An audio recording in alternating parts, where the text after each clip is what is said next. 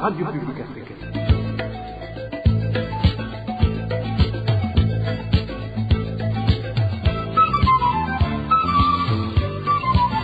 Radio Publique Africaine.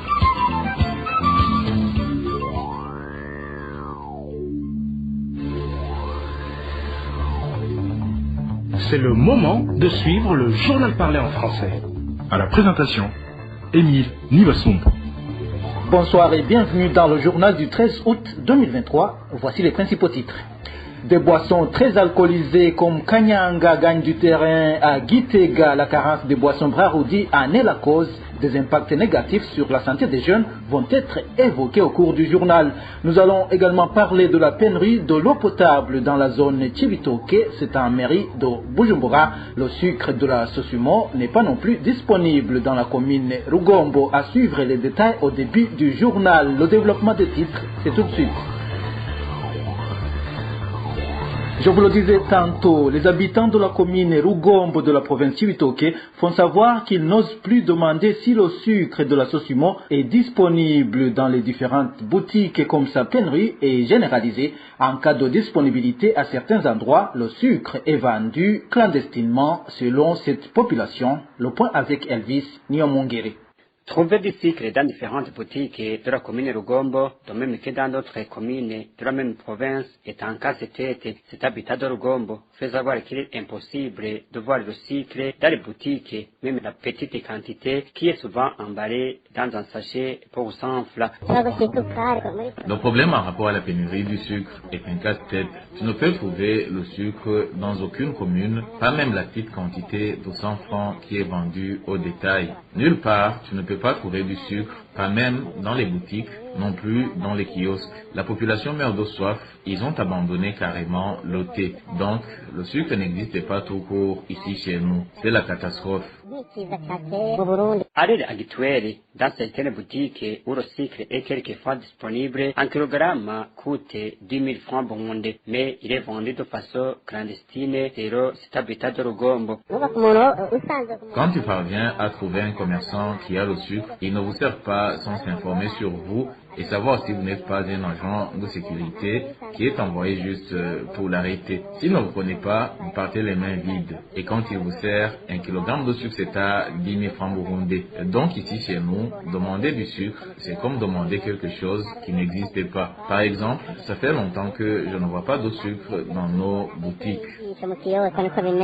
Nos sources en commune Rugombo faut savoir que quand un commerçant est vu en possession d'un sac de sucre, il est accusé de faire de la fraude, même si son commerçant s'est approvisionné au sein de la Sosumo. Jusqu'à présent, la rédaction de la RPA n'a pas pu joindre les responsables de la Sosumo pour s'exprimer à ce sujet. Cette pénurie du sucre est inexplicable selon l'association burundaise des consommateurs Abuko. Son président Pierre Ndouayo indique qu'il n'est pas compréhensible que l'on ne parvient pas à avoir du sucre en abondance au Burundi alors que le président de la République avait même autorisé son importation. Le président de l'Abuko propose une réunion des acteurs dans le secteur de la commercialisation du sucre. Nous constatons une rareté inexplicable du sucre, ce qui fait que nous constatons une incompréhension entre les autorités de la Sosumo et les autorités administratives, et la Sosumo disant que les autorités administratives ne suivent pas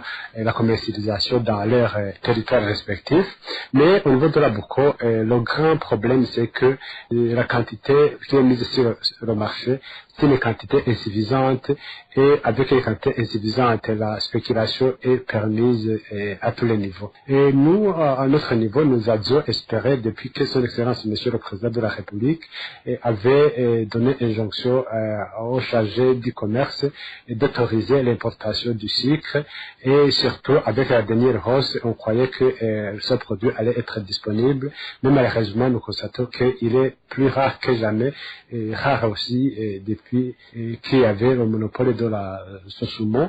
C'est pourquoi nous disons que quand même il y a un problème quelque part qui doit être débattu et à bâton rompu.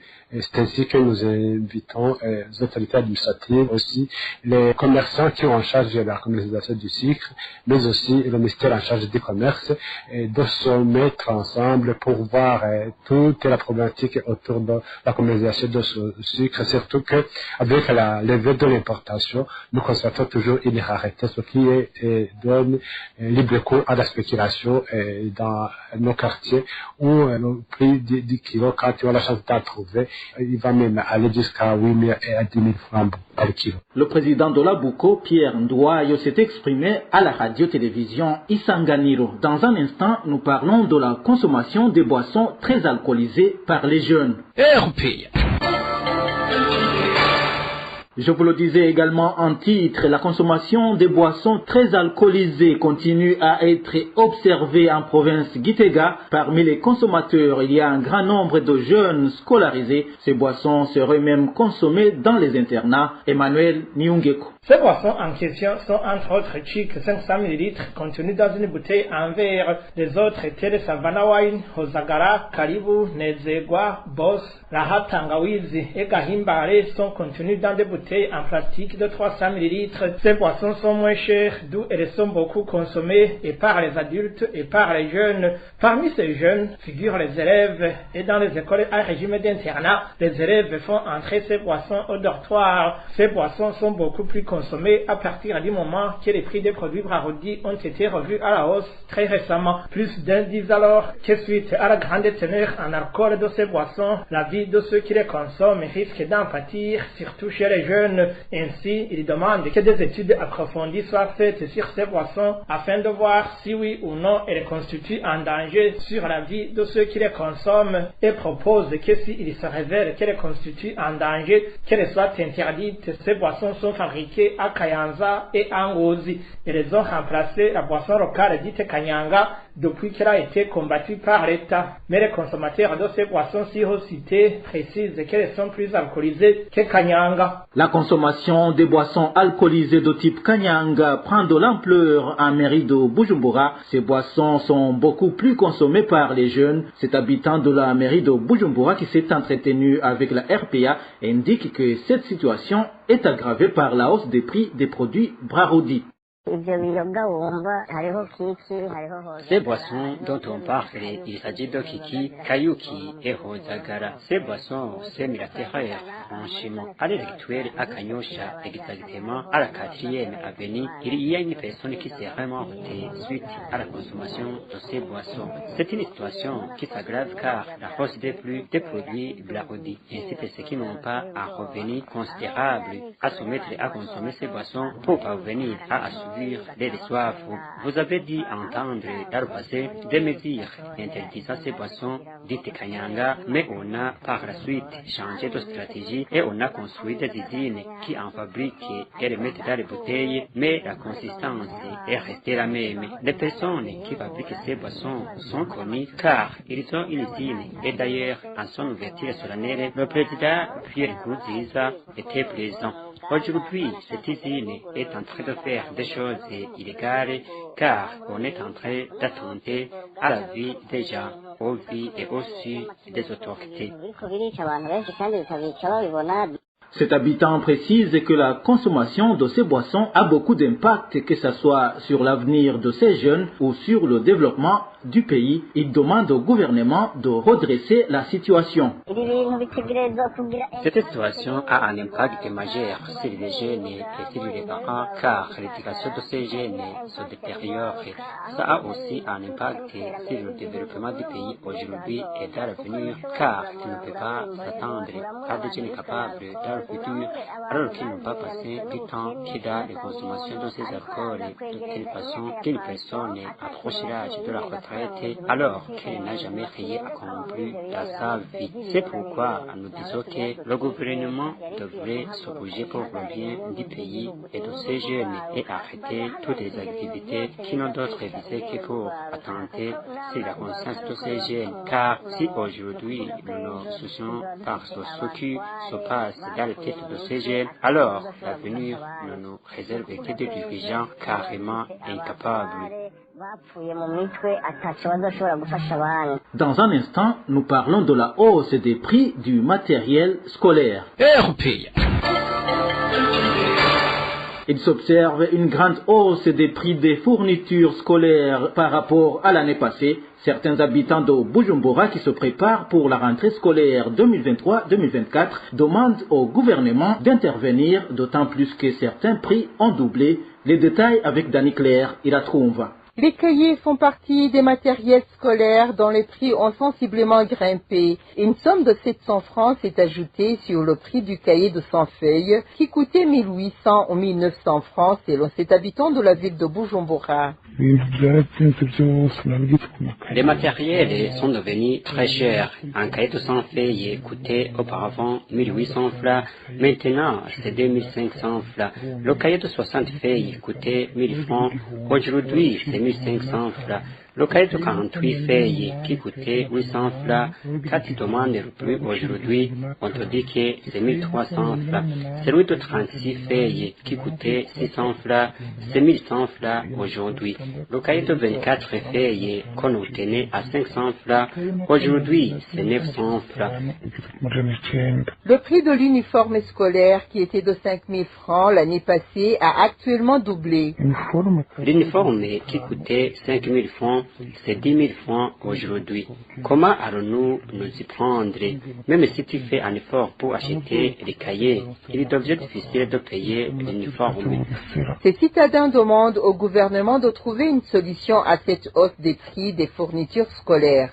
Restons dans la ville de Bujumbura où il s'observe un manque criant d'eau potable en zone Chibitoke depuis plus de 3 mois. Les habitants de cette zone indiquent que si rien n'est fait dans les meilleurs délais, ils risquent d'attraper les maladies des mains sales. Le point avec Eric Nyonzima. Tous les quartiers de la zone Chibitoke à mairie de Bujumbura souffrent d'un manque d'eau potable. Cependant, les degrés ne sont pas les mêmes. Certains quartiers viennent de faire 3 mois sans eau potable, alors que d'autres depuis encore plus longtemps. Dans certains de ces quartiers, l'on fait courir des robinets pendant les heures avancées de la nuit, mais là aussi, pour durer le temps de la rosée.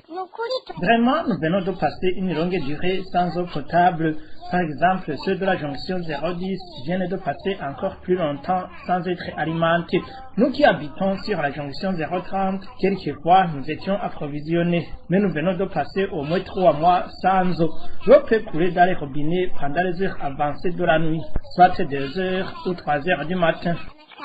Les habitants de cette zone indiquent que cette situation perturbe l'économie des familles. Ils utilisent beaucoup d'argent par jour pour pouvoir s'acheter de l'eau à utiliser par jour. On achète l'eau à 500 francs pour un bidon de 20 litres, mais également il faut payer 500 francs au taxi de l'eau pour le déplacement de cette eau jusqu'à la maison. Vraiment, nous dépensons beaucoup d'argent, alors que nos familles sont dans la pauvreté pour pouvoir s'acheter de l'eau et payer 500 francs au taxi de l'eau pour le transport. La population de cette zone demande au gouvernement de tout faire pour mettre fin avec ce problème d'eau potable. Nous demandons aux responsables des habilités de trouver une solution à ce problème de pénurie d'eau potable. Nous qui avons des toilettes dans les maisons avons un grand problème. Nous risquons d'attraper des maladies comme le choléra. La rédaction de la RPA n'a pas encore pu joindre les services de la communication à la régie des eaux. Dans l'entretemps, la population craint les maladies de mains sales. Restons à Bujumbura pour clore cette édition. Les habitants de Buyenzi, Bwiza et Nyakabiga s'inquiètent des ordures qui sont entassées ici et là dans différents coins de ces quartiers. Ils font savoir qu'ils paient pourtant régulièrement les frais de propriété aux sociétés qui collectent ces immondices. Onésime de Chimagize nous en dit plus. Les habitants qui se lamentent sont du quartier Ruvumera, tout près de l'agence de la régie des eaux, où il y a des eaux usées qui dégagent des odeurs nauséabondes en provenance des oridiques d'évacuation des toilettes qui sont endommagées. D'autres habitants qui se lamentent sont ceux de la 5e avenue du quartier Bwiza, où il y a un caniveau rempli d'ordures qui dégage aussi des odeurs nauséabondes. Ces déchets y sont jetés par des travailleurs des restaurants et des domestiques. La zone Nyakabiga figure, elle aussi, parmi les zones où l'insalubrité est grandissante. Dans la localité communément appelée Kasoko, en bas de la clôture de l'université du Burundi, on y jette tous les déchets venant des ménages de la localité. Les habitants des localités citées font savoir qu'ils paient régulièrement les frais de propriété aux sociétés chargées de l'évacuation des immondices, mais ces dernières peuvent s'absenter pendant plus de 2 semaines. Ces habitants craignent d'attraper des maladies de mains sales et lancent un appel vibrant aux autorités municipales de prendre au sérieux ce problème qui risque de devenir un danger public si rien n'est fait dans les plus brefs délais. À ce propos, la rédaction de la RPA n'a pas pu joindre Jimmy Hatungimana, le maire de la ville de Bujumbura. Voilà, c'est par ici que nous mettons un point final au journal du 13 août 2023. Merci à vous tous qui nous avez suivis. À la présentation, c'était Émile Niwasumba. Au revoir.